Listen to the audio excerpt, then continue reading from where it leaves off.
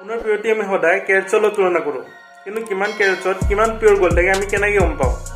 প্ৰথমে আহে 24 কেৰেটছ গ'ল্ড, আৰু ইয়াত 99.99% পিয়ৰ গ'ল্ড থাকে, মানে ইয়াত একেবাৰে একো মিক্সে নাথাকে।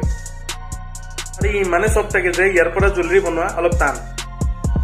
নেক্সট আহে 22 কেৰেটছ গ'ল্ড, আৰু ইয়াক 916 গ'ল্ড বুলি কোৱা হয়, কাৰণ ইয়াত 91.67% পিয়ৰ গ'ল্ড থাকে, আৰু বাকী পাৰ্চেণ্টত কপাৰ আৰু জিংকৰ দৰে মেটেল মিক্স থাকে, কাৰণ ই অলপ হাৰ্ড হোৱাৰ পিছত ইয়াৰ পৰা জুৱেলাৰী বনোৱা অলপ সুবিধা হয়।